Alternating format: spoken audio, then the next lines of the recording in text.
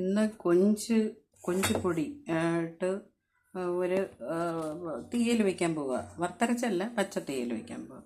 അതിൽ പച്ചമുളക്, തക്കാളി, ചെറിയ ഉള്ളി, പിന്നെ കൊഞ്ച് പിന്നെ ഏതാണ്ട് എണ്ണ ഒഴിച്ചിട്ടിട്ടുണ്ട്. അതിലോട്ട് ഉള്ളിയിട്ട് വാട്ടണം. എണ്ണ ഒഴിച്ച് ഉള്ളിയിട്ടങ്ങ് വാട്ടണം. വാടി വെച്ച് ഉള്ളി മൂത്ത് വന്നിട്ടുണ്ട്. ഇതിലേക്ക് തക്കാളി, പച്ചമുളകും ചേർക്കണം.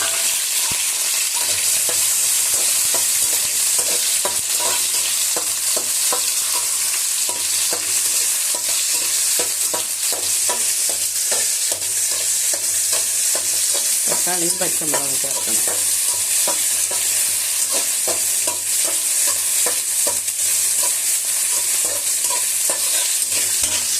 ഇത് നല്ല വാടിയിട്ടുണ്ട്. ഇനി ഇതിലോട്ട് കൊഞ്ച് ചേർക്കുക.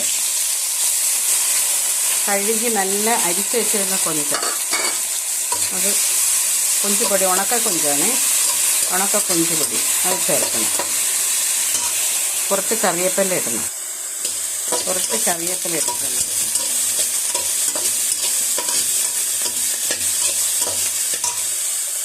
തേങ്ങ അരച്ച് വെച്ചിട്ടുണ്ട്. തേങ്ങ, മഞ്ഞൾപ്പൊടി, ശകലം മുളക് പൊടി, ശകലം മല്ലിപ്പൊടി, ശകലം ഒരു നെല്ലിക്കയെന്ന് ചെറിയ രീതിയിൽ കുറച്ച് പുളി കൂടെ ചേർത്ത് നല്ല അരച്ച് വെച്ചേക്കുക. വെണ്ണ പോലെ അരച്ച് വെച്ചേക്കുക. നല്ല അരപ്പ് ഇതിലോട്ട് ചേർത്തിട്ടുണ്ട്. ചേർത്ത് നല്ലോണം ഇളക്കി യോജിപ്പിച്ചിട്ട് ശകലം കൂടെ ആവശ്യത്തിന് വെള്ളം ചേർക്കണം. ആവശ്യത്തിന് ഉപ്പും ചേർത്ത് അരച്ചത് കൂടെ ചേർത്തതുണ്ട്. ഇനി ഇത് വെന്ത് നല്ല കുഴഞ്ഞ് പറ്റി വരണം. എന്നിട്ട് കടുതളിച്ചൊഴിക്കണം. ഇതിനകത്തോട്ട് കുറച്ച് ഉലുവ ചതച്ചത് ഇടണം. അങ്ങനെ ഇതിനെ അടച്ച് വെച്ച് നല്ല പറ്റി വരണം. ഇതാണ് ഉണക്ക കൊഞ്ച് തീയൽ, പച്ചത്തീയൽ.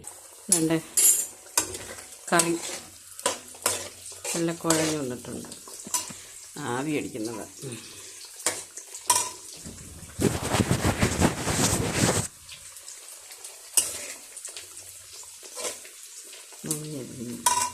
എൻ്റെ ഉള്ളി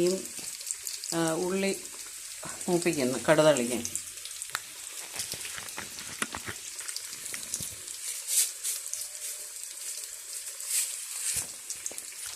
കടുതളിച്ച് താളിച്ചൊഴിച്ചു.